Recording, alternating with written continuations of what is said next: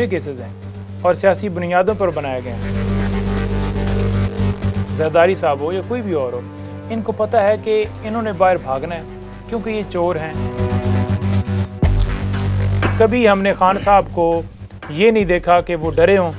जो उनके बाद दिल में आती थी ना ज़मान पाक में, उसी अंदाज से बात करते हैं। बात यह है कि एज को आपने क्या करना है, कोई रिश्ते की बात है। उन्होंने बताया कि वाकई यहाँ पर गर्मी भी है और जो है कीड़े होते हैं वो बालों में आ जाते हैं या मक्खियाँ या वो सारों ने सफाई का निज़ाम नहीं रखा हुआ। कौम को भी ये कहना कि बिल्कुल डट के खड़े रहें, मायूस ना हो। मैं भी आपका कप्तान आपको कभी लेट डाउन नहीं होने देगा और डट के खड़ा है। अस्सलाम वालेकुम, आप देख रहे हैं डेली मुमताज़ डिजिटल और मैं हूं आपका मेज़बान शिराज हुसैन। नाज़रीन, साबिक़ वज़ीर-ए-आज़म पाकिस्तान जनाब इमरान खान के वकील नईम हैदर पंजोता साहब हमारे साथ आज स्टूडियो में मौजूद है। उनसे बात करेंगे। खान से मुलाकातें भी कर चुके हैं जेल के अंदर, अभी होने क्या जा रहा है। नईम साहब, सबसे पहले आपको स्टूडियो में खुशामदीद कहेंगे, आपने इतना टाइम दिया। शुरू करेंगे, आप क्या समझते हैं खान साहब के हवाले से? अटक जेल के अंदर है, कौम इंतज़ार कर रही है कि कब रिहा होने जा रहे हैं? बहुत शुक्रिया शराज भाई, माशाल्लाह बड़ा ज़बरदस्त आप काम कर रहे हैं और यही एक आवाज़ है जो इस वक्त आवाम तक, कौम तक जा रही है और ज़बरदस्त काम कर रहे हैं। बात यह है कि ये जो केसेस सारे बनाए गए हैं 200 के करीब केसेस हैं। अब ज़्यादातर केसेस के अंदर रोल इमा का है, 109 का रोल है और ख़ान साहब की बेल्स जो हैं वो जो इमा वाले केसेस थे उनमें हो चुकी हैं। उनमें से कुछ जो केसेस हैं वो बाकी हैं, जैसे कि 9 बेल्स ख़ान साहब की इस बुनियाद के ऊपर ख़ारिज की गई कि वीडियो लिंक के ज़रिए हाज़िरी लगाई नहीं गई और दूसरे नंबर पर यह है कि उनको पेश नहीं किया गया, यानी कि अदम हाज़िरी के ऊपर वो ज़मानतें खारिज हुई। 7 बेल्स इसी तरह से लाहौर हैं। कुछ केसेस हैं जैसे कि तोशा खाना वाला था, उसमें सज़ा सस्पेंड हो चुकी है और एक केस जो साइफर जिसमें अभी गिरफ़्तार है और उसके बाद नैब अलकादर ट्रस्ट केस है, ये एक आधा और है। तो बात यह है कि ये केसेस जितने भी बनाए गए हैं इन्होंने पूरी छानबीन की। आज तक 70 साल की ज़िंदगी में उनका कोई ऐसा केस नहीं बना और अब आके उनके ऊपर जो है केसेस बनाए गए। ये झूठे केसेस हैं और सियासी बुनियादों पर बनाए गए हैं, सिर्फ इंतकामी कार्रवाई करते हुए कि इनको जेल में डाला जाए और इनकी गैर मौजूदगी में इलेक्शन करवाया जाए। क्योंकि उन्हें पता है कि अगर ये भी नहीं पता है कि अगर जेल में भी रहेंगे तब भी जो है पाकिस्तान तहरीक इंसाफ जीतेगी और अगर बाहर आएंगे तो वो तो इनसे पहले भी जो है इनको यही खौफ था कि ये हमसे कंट्रोल नहीं हो पा रहा है। क्योंकि दिन ब दिन खान साहब की जो पॉपुलैरिटी थी, बेशक ये नो डाउट वो इतने केसेस उन्होंने इनके ऊपर दर्ज किए, लेकिन उसके बावजूद आपने देखा कि हर केस में खान साहब खुद आते थे। 20-20 केसेस लगे हुए थे इन एक दिन में। तो खान साहब कभी घबराए नहीं, कभी परेशान नहीं हुए, कभी उन्होंने ये नहीं कहा कि मुझे जो है वो केसेस से मेरी जान छुड़वाओ, मैं कुछ डील करूँगा, मैं कंप्रोमाइज़ करूँगा, बल्कि उन्होंने बोगस केसों का सामना किया। लेकिन यहाँ पर सिस्टम हमारा ये है कि सिस्टम को पता है, अदालतों को पता है कि ये केसेस कैसे हैं, उसके बावजूद उन्हें जो है वो केसेस में पेश भी होना पड़ा और बार बार जो है वो डिले टैक्टिक्स दूसरी तरह से की भी जाती थी और वो आते थे। सिस्टम के अंदर वाकई ही ये चीज़ें हैं और जिनको रिड्रेसल की बड़ी ज़रूरत है और जब तक ये ठीक नहीं होगा तब तक यही मामलात होगा। और बेल जो है, मैं ये समझता हूँ कि इस केस में अगर खान साहब की ज़मानत होगी तो ये नए वाले में गिरफ़्तार करने के लिए हमने प्रोटेक्शन मांगी हुई है। हम इस्तदा यही कर रहे हैं, आज भी की थी, कि जो हमारी दरख्वास्तें पेंडिंग हैं वो फ़िक्स की जाएँ, जो सुप्रीम कोर्ट में पेंडिंग्स हैं वो फ़िक्स की जाएँ ताकि प्रोटेक्शन मिले। इन्होंने तो कोई ना कोई, अगर ज़मानतें सारे केसेस में हो भी जाएँ तब भी ये 3 MPO 16 MPO कोई ना कोई ऐसा जो है ये तैयार करके रखेंगे या किसी नामालूम FIR के अंदर नामजद करके ये गिरफ्तार करेंगे, क्योंकि पहला जो ऑर्डर था वो भी गैर कानूनी था और उसमें उन्होंने उठा लिया। नईम साहब, अगर हम इसके ऊपर बात करें, कोई भी प्राइम मिनिस्टर कुर्सी से उतरते तो मुल्क छोड़ के चले जाते हैं बाहर, तो खान साहब के पास भी तो ऑप्शन है, वो बाहर क्यों नहीं जा रहे? मतलब नवाज शरीफ को देख ले, जरदारी को देख ले, इवन अभी PDM की जितनी भी क़यादतें बाहर है, मुल्क से बाहर, तो खान साहब नहीं जा रहे, जेल के अंदर है, वजह क्या है? देखें, वो इसलिए नहीं जा रहे क्योंकि उनका इंटरेस्ट नहीं है बाहर, उनकी जायदादें नहीं है बाहर, उनके अकाउंट्स नहीं है बाहर, उनकी प्रॉपर्टीज़ नहीं है बाहर, उन्होंने कोई वहाँ पर फैक्ट्रियाँ नहीं बनाई हुई, कोई उनके जो है वो अपार्टमेंट्स नहीं हैं। तो ये जो हैं इनको पता है, दूसरे जो PMLN वाले हैं या जरदारी साहब हो या कोई भी और हो, इनको पता है कि इन्होंने बाहर भागना है क्योंकि ये चोर हैं और चोर जब चोरी करता है तो वो अपना पैसा बाहर रखता है, क्योंकि मुल्क के अंदर तो उसे पता है कि मेरे से हिसाब नहीं, हालांकि हिसाब यहाँ पर भी नहीं हो रहा। जिनकी जायदादें यहाँ पर बनी हुई हैं, करप्शन से जिन्होंने बनाई हैं, फैक्ट्रियाँ बनाई हैं, मिलें बनाई हैं, उनसे कोई नहीं पूछ रहा वो बल्कि जो है वो हमेशा तैयारी में होते हैं कि जो ही कोई ऐसा आए तो वो फ़ौरन बाहर भागे। बात यह है कि खान साहब ने वादे कहा कि मेरे ये अकाउंट्स नहीं बाहर, मैं क्यों भागूँ, ये मेरा मुल्क है और मैं सरजमीन पे रहूँगा। ये जो दिमाग में बिठा के बैठे हों कि खान साहब डील करेंगे, भागेंगे, मुल्क छोड़ेंगे, तमाम ये वहम निकाल दें और वो डट के खड़े हैं, पूरे हालात का वो मुकाबला कर रहे हैं, हर चीज़ को फेस कर रहे हैं। अच्छा, खान साहब जब अपनी हुकूमत में थे, ख़ुद प्राइम मिनिस्टर ऑफ पाकिस्तान थे, तो उनके कोई ज़्यादा मेगा प्रोजेक्ट्स आपको लग रहे कि उन्होंने वाकई कोई काम किया? जो पीडीएम का बयानिया है वो कहते हैं कि खान साहब को है वो साइफ़र की वजह से पॉपुलैरिटी मिल गई है, हुकूमत से उतर गए तो कहते हैं कि मैं सड़कों पे ऊपर आ जाऊंगा, असम्बलियाँ उन्होंने तहलील किए। तो वाकई अपनी हुकूमत में उन्होंने कोई इस तरह बड़े प्रोजेक्ट्स किए, कोई इस तरह काम किए खान साहब ने? देखिए, बात यह है कि खान साहब एक सच्चे आदमी हैं। खान साहब ने हमेशा रूल ऑफ लॉ की बात की है। उन्होंने इदारों को जो है उस हवाले से उन्होंने रिफॉर्म्स जो हैं वो किए हैं। उसके साथ साथ उन्होंने एजुकेशन के हवाले से आपको पता है कि किस तरह से उन्होंने जो है मुतारफ़ करवाया और मुख्तलिफ़ इस्लाहात जो है उन्होंने की। उसके साथ साथ ज़राअत के हवाले से वो खुद जाके मीटिंग्स करते थे, किसानों से मिलते थे, उन्होंने उसके अंदर बड़ी डेवलपमेंट्स वो लेके आए। उसके साथ साथ जितनी कंस्ट्रक्शंस हैं, कंपनियां, वो बाहर से उन्होंने बाकायदा तौर पर लाने का जो है प्रोसेस जो है वो बड़ा ईज़ किया कि ताकि लोग बाहर से आएँ और इन्वेस्टमेंट करें। उसके साथ साथ आपने देखा कि हेल्थ डिपार्टमेंट, सेहत कार्ड सहूलत उन्होंने दी, जो कि एक गरीब इंसान, हमारे इलाके से मैं कई लोगों को जो है वो रिकमेंड करता था और फिर 5-5 हॉस्पिटल्स में उनका इलाज हो सकता था। 7 लाख 10 लाख तक वो जो है अकाउंट के अंदर पैसे आते थे। ठीक है, उस बंदे ने रात दिन जो है डैम्स हों, बिजली के हवाले से हो या पनागाहें जो हैं वो बनाने के हवाले से, एक लम्हे के लिए भी जो चीज़ उससे नज़र आती थी कि ये चीज़ जो है होने वाली और करने वाली, हर जगह पे उन्होंने परफॉर्म किया। और इतने मुश्किल हालात में, जैसे कि आपको पता है कि इतना टाइम कोरोना रहा, पूरी दुनिया ने माना है कि बेहतरीन तरीके से पाकिस्तान ने इसको डिफेंड किया। माहौलियाती तब्दीली के हवाले से उन्होंने आपने देखा कि कितने अरबों के हिसाब से उन्होंने जो है वो दरख्त केपी में हर जगह पे उन्होंने लगवाया। तो उसका जो विजन था वो ये था कि मैंने मुल्क को तरक्की दी। उसने अपने कोई कारोबार नहीं बनाया, उसने अपनी कोई चीज़ें, और दुनिया को पता है, कोई ले के आया ना कि ये उसने कारोबार बनाया और वज़ीर आज़म बनने से पहले उसकी ये प्रॉपर्टी थी और बनने के बाद ये तो लोग करप्ट हैं ना बेसिकली, और इन्होंने करप्शन की, करप्ट तरीके से इन्होंने पैसे बनाए और सारी दुनिया को पता है कि इन्होंने ख़ुद को डेवलप किया। मुल्क की तरक्की का नहीं सोना, ये दुश्मन बन के मुल्क के साथ इन्होंने ट्रीट किया और दुश्मन बन के ये काम करते रहे। फवाद चौधरी का अगर हम जिक्र करें, फैजुल हसन चौहान का जिक्र करें, यही लोग थे खान साहब के साथ, और मुबैना तौर पर ये इल्ज़ाम लग रहा है कि खान साहब को इन लोगों के मशवरों से जो है ना उनको बर्बादी का सामना करना पड़ रहा है और वो आज जेल में है। तो इसमें सदाकत है। मैं तो समझता हूँ कि खान साहब तो ख़ुद बाहर से पढ़े हैं, ऑक्सफोर्ड यूनिवर्सिटी में उन्होंने टाइम गुजारे, अच्छे लीडर है, तो क्या वो वाकई इनके मशवरों पर चल के उनसे ये गलती हुई है या अपना डिसीजन था उनका? देखिए, बात यह है कि जब आप इक़्तिदार में होते हैं तो आपकी जो कोर कमेटी होती है, जो आपके मिनिस्टर्स होते हैं, जो आपकी जो कोर टीम होती है, मुशावरत उनसे भी होती है। खान साहब खुद एक जो है वो विजन वाले और लीडर आदमी हैं और उनकी अपनी सोच है और अपनी सोच के मुताबिक आज तक वो यहाँ पर पहुँचे हैं और लोग उनको, उनके डिसीजन से, उनकी पॉलिसी, उनका माइंड, उनकी वे ऑफ टॉक या उनका जो है वो लाइफस्टाइल या उनका जो मकासद हैं उनको देख के लोग उन्हें फॉलो करते हैं कि ये खान साहब का विजन है और वो मुल्क के लिए सोचते हैं। तो उसके लिए अगर एक बंदे की एक्सपर्टीज़ हैं, उससे मशवरा किया जाता है, दूसरा बंदा अगर जो है वो जानता है मायशत के बारे में, उससे मशवरा किया जाता है, तीसरा बंदा किसी और के बारे में जानता है, तो वो मशावरत कर सकते हैं। मैं बड़ी आपको इसके ऊपर एक मिसाल दूँ। हुआ ये कि एक नायब सदर हैं हमारे अभी शुमाली पंजाब के, तो जब खान साहब धरने के अंदर जो है वो ज़ख्मी हुए थे, वो कंटेनर से गिरे थे, तो उस टाइम के ऊपर वो बाकायदा तौर पर उनको पूछने के लिए गए, तो खान साहब उस वक्त ज़ख्मी हालत में थे। उनकी पोजीशन ये थी कि जो है वो करवट ले रहे थे और उन्हें दर्दें फील हो रही थी। तो वो मुझे बता रहा कि परसों बाई चांस हम ABN न्यूज़ चैनल के ऊपर गए तो वो वहाँ पर मौजूद था। तो उसने कहा जी मैंने खान साहब से उनकी तबीयत दरियाफ़्त की और मैंने उनसे पूछा कि कैसे हैं, क्या पोजीशन है। तो खान साहब का आगे से क्या जवाब था, उसने कहा जी, खान साहब ने कहा कि KP में हम आ रहे हैं, तो आप ना मुझे मईशत के ऊपर बताओ कि हमने कैसे इकॉनमी को ठीक करना है, कैसे KP को लेके आगे जाना है।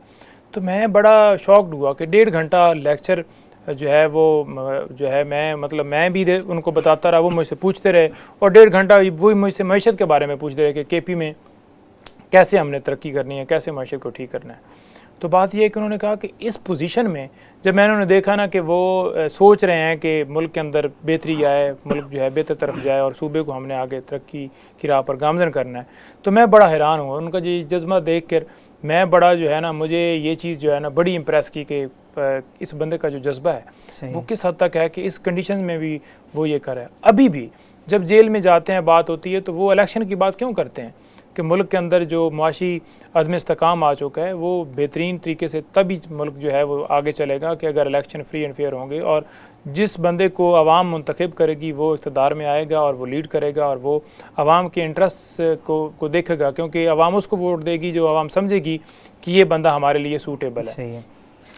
अच्छा नईम साहब, ये बताइएगा, एक रात को तूफ़ानी बारिश आई, खान साहब के जो सेल है उनके अंदर पानी भी चला गया था। उसके बाद जब आप लोगों की मुलाकात हुई तो खान साहब ने क्या कहा था आप लोगों से? देखिए, बात यह है ना कि कंडीशंस के हवाले से कभी उनकी डिमांड नहीं हुई।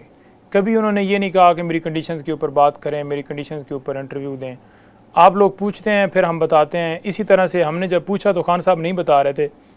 मैंने कहा जी बताएं क्या मामलात हैं।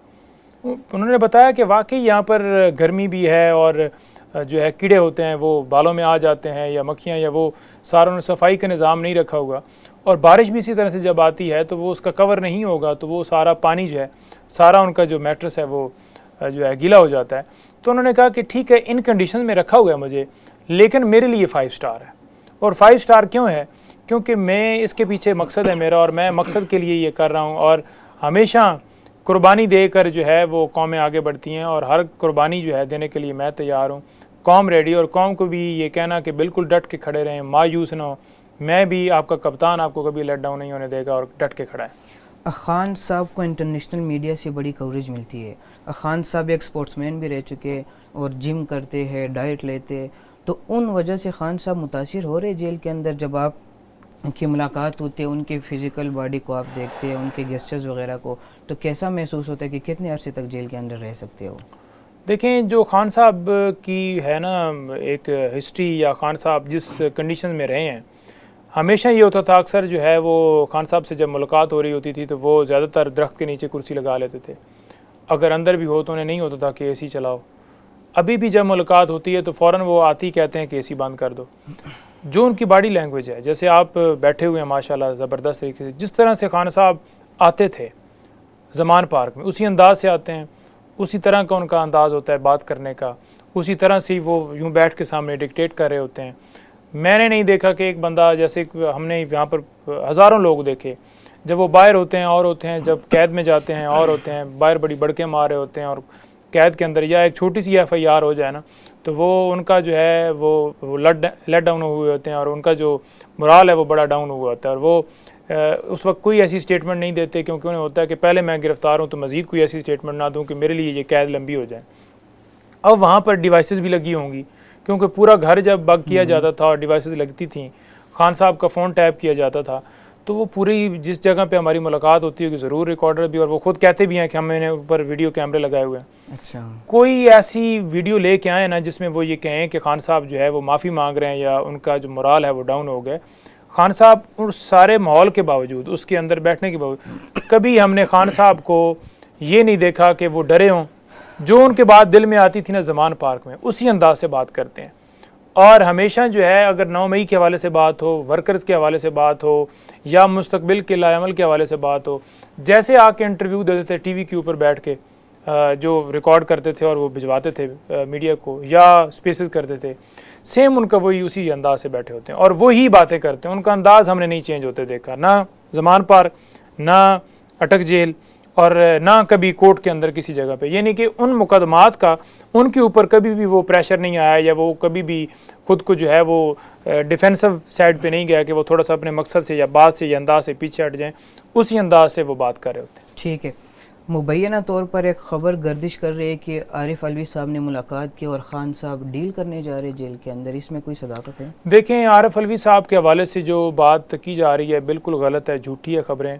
ये ऐसी झूठी खबर है जैसे कि एक लेटर चलाया गया, माफ़ीनामा चलाया गया। इन तमाम खबरों की हम तरदीद करते हैं। उसकी रीज़न ये है कि ये सिर्फ महज प्रोपेगेंडा किया जा रहा है। खान साहब को के बारे में ये एक इम्प्रेशन देने के लिए कि वो बड़ी बेहतरीन कंडीशन में बैठे हुए हैं और अंदर डील्स कर रहे हैं और वज़ीर आज़म की डील हो रही है या निकलने की डील हो रही है, कोई ऐसी बात नहीं है। भुट्टो की तरह ये रिलैक्स करने की कोशिश कर रहे हैं जो उस वक्त हुआ उसके साथ, और लोग समझ रहे थे वो पॉपुलर लीडर था, लोग समझ रहे थे कि उसको कुछ नहीं होना और बंदा ठीक है अंदर बैठा हुआ है। आज भी अदालत जो है उसके ऊपर वो दोबारा जो है रिड्रेस ही नहीं कर सकी कि जो उस वक्त अदालत ने फैसला दिया और 109 के अंदर सज़ा हुई।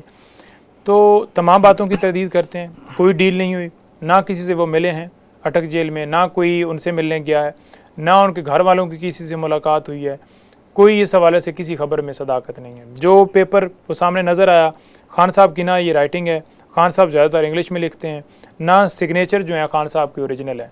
तो ये एक फ़ेक स्टोरी जो है वो बनाई गई है, और जो उसके कंटेंट्स हैं वो भी वाज़ह देख के हमें हंसी आ रही थी कि ये बातें खान साहब से पूछते हैं तो खान साहब आगे से जो जवाब देते हैं वो हमें पता है। ठीक, अच्छा, ये तासुर दिया जा रहा है कि इलेक्शन तब मुल्क के अंदर होंगे जब खान साहब मुल्क छोड़ के चले जाए, ठीक या है, कोई डील करने पर राजी हो जाए, ठीक है, या पीटीआई को हम लेट डाउन करे, इस तरह होता हुआ नज़र नहीं आ रहा। ठीक है। तो आप क्या समझते हैं, इलेक्शन होने जा रहे या खान साहब वाकई डील करेंगे और मुल्क से बाहर जाएंगे, या अगर डील नहीं करेंगे तो जेल के अंदर ही रहेंगे?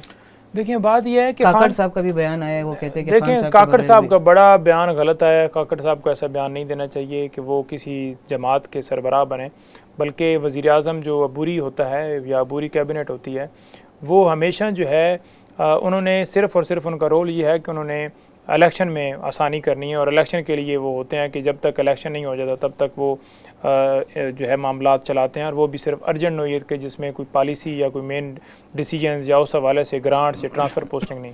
एक ये बयान उनका गैर ज़िम्मेदारी वाला है। दूसरा बयान उनका जी कि इलेक्शन कमीशन डेट देगा, हालांकि सदर पाकिस्तान ने देनी है। तीसरे नंबर पर पाकिस्तान तहरीक इंसाफ इस वक्त जो है मुल्क की मकबूल तरीन जमात है। जो पहले सर्वे था हुआ उसमें उसके मुताबिक 80% लोगों का सर्वे आया, 70, 75, 80%। लेकिन अब जो है ना, अब सूरत हाल ये है कि ये 90% से भी ऊपर लोग चले गए, क्योंकि अगर ओवरसीज़ को वोट का हक दे दिया जाए ना, 1 करोड़ ओवरसीज़ है, ठीक है, तो ये इनको लग समझ जाएगी कि लोग इनका हशर क्या करते हैं। उसकी वजह क्या है? उसकी वजह ये है कि वो बंदा ईमानदार है, ज़्यादती वर्कर के साथ हुई, जिस तरह से लोगों को गिरफ़्तार किया, ला कानूनियत की हद जो है वो ख़त्म होती है। और आपने देखा कि पीडीएम की हुकूमत में जो हशर हुआ मुल्क के अंदर महंगाई का, और जो लोगों के हवाले से जो इदारे थे वो किस तरह उन्होंने करप्शन और सारे मामला खुल के सारे करने लग पड़े, क्योंकि जब आपका सरबराह चोर होता है तो फिर नीचे भी चोरियां बढ़ जाती हैं, सारी चीज़ें इस तरह होती हैं। तो ये सारी चीज़ें उस वक्त हुई। तो आज जो लोग हैं वो इमरान खान के साथ खड़े हैं।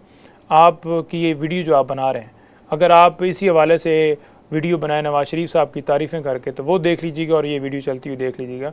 इनको सबको पता है, इसलिए इन्होंने मीडिया के ऊपर भी, अब कभी कहते हैं यूट्यूबर के ऊपर लाइसेंस वाली हमने पाबंदी लगानी है, इन्होंने टीवी के ऊपर इसलिए बैन किया क्योंकि हर जगह पे जो टीवी खबर नहीं चलाता इमरान खान की वो चलता ही नहीं है। इन्होंने जो है वो साफ़ियों को जो है वो उठाया, इन्होंने हर जगह पे बैन करने की कोशिश की। इसी वजह से डिजिटल मीडिया और सारे प्लेटफॉर्म के ऊपर पाकिस्तान तहरीक इंसाफ, पीटीआई, इमरान खान, सिर्फ यही चल रहा है। अच्छा नाजरीन के साथ एक और भी हम बात करेंगे, नहीम हैदर पंजोता की अब बात हम करेंगे, जो हमारे साथ स्टूडियो में भी मौजूद है, खान साहब के इतने करीब। सबसे पहले तो नाजरीन को अपनी एज बता दें, फिर खान साहब ने आपको किस तरह आपको फ्रंट पे लेके आए, मीडिया पे आपने टॉक करना शुरू कर दिए, वजह क्या है? कम एज में इतनी बड़ी कामयाबी, खान के पास लोग आने की कोशिश करते हैं, बाहर से भी, हर जगह से उनके फ़ैन फॉलोइंग ज़्यादा है, इस हवाले से बताइएगा। और साथ ही साथ नाजरीन को वो ख़बर आपने देनी है जो खान ने आपको बादाम दिया और वो चीज़ वायरल हो गई, वो कहानी क्या थी? नहीं तो एक एक करके सवाल पूछ लेना। और मेकन साहब ने जैसे इंटरव्यू किया था ना, आपने भी, मेरा ख्याल में आप भी चाहते हैं कि वो उस इंटरव्यू की तरह ये भी इंटरव्यू चले। बहरहाल बात यह है कि एज को आपने क्या करना है, कोई रिश्ते की बात है। नहीं वैसे मतलब कम एज में आपने मेरी जो है वो 90 की डेट ऑफ बर्थ है, 3490, ठीक। और उसके मुताबिक फिर आप अंदाज़ा लगा लें कि अब 23 जा रहा है, तो मतलब कोई 29-30 तकरीबन, 33, अच्छा 33, ठीक हो गया। तो ये एज है, और बस मेहनत जब बंदा करता है, लगा रहता है, और सिंसियर हों आप ईमानदार हों, आपका जो है वो मकासद आपके जो हैं वो बिल्कुल क्लियर हों, और आप अगर जो है ये चीज़ें समझते हैं ठीक, तो देन आपकी तरक्की जो है ना वो आप रुकावट नहीं बन सकती। उसकी रीज़न ये है ना कि अगर आपके अंदर लालच है, आप जो है वो मुखलस नहीं है, आपकी नीयत में फ़र्क है, तो फिर आपको कभी भी तरक्की नहीं मिल सकती। और सबसे बड़ी बात यह है कि लगन की बात, आप शौक़ से लगे रहें, आप अपने काम के ऊपर फोकस रखें और बग़ैर लालच के लगे रहें, तो फिर आप मंजिल आपकी दूर नहीं। और बादाम वाली क्या कहानी है? बादाम वाली कहानी यही है कि उस दिन बस कोर्ट में बैठे हुए थे, तो खान साहब क्योंकि वो ट्रैवल करते हैं, बहुत ज़्यादा सफ़र होता था कि 20-20 घंटे 10-15 घंटे उनका ट्रैवल होता था आते जाते, जब वो लाहौर से आते थे, और पूरा दिन लग जाना और शाम रात को 8-9 बजे पहुंचना। तो वो फिर कुछ ना कुछ साथ रखते थे बादाम वगैरह। तो उसमें क्या हुआ कि उस दिन बैठे हुए थे साथ, तो उन्होंने डेफिनेटली बादाम निकाले और वो शापर में उनके पास बादाम थे, और उन्होंने जो है वो ख़ुद खाया तो उन्हें महसूस हुआ कि साथ नहीं बैठा हुआ है, तो उन्होंने फिर मुझे जो है ना 2 दाने दिए। 1 या 2 दाने दिए। अच्छा। तो जब उन्होंने 1-2 दाने दिए हैं ना, तो मैंने पकड़ लिए, तो फिर उन्हें शायद लगा कि थोड़े दिए हैं मैंने, फिर उन्होंने शापर से और निकाले फिर मुझे और दिए।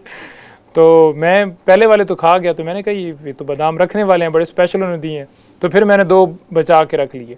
फिर बड़े लोगों ने जो है ना उन बादामों की कीमत लगाई, और उन्होंने कहा कि हमें जो है ना वो 1 मिलियन में 1 दे दें, ये कर दें, वो कर दें। लेकिन मैंने जो है ना मैंने कहा ये ख़ास तोहफ़ा है और उनकी तरफ से, और उन्होंने स्पेशली दिए हैं, तो लिहाजा मैंने वो फिर घर सेव करके रख लिए हैं। ठीक है, बहुत शुक्रिया आपका। जी नाज़रीन, हमारे साथ नहीम हैदर पंजोता साहब स्टूडियो में मौजूद थे। कप्तान के बहुत करीबी है, खान साहब के हवाले से इन्होंने बातें की, आपने भी सुनी होगी, और उम्मीद करता हूँ आपको ये प्रोग्राम पसंद आया होगा। नेक्स्ट प्रोग्राम तक अपने मेज़बान शिराज को दीजिए इजाज़त। अल्लाह ने खेबान।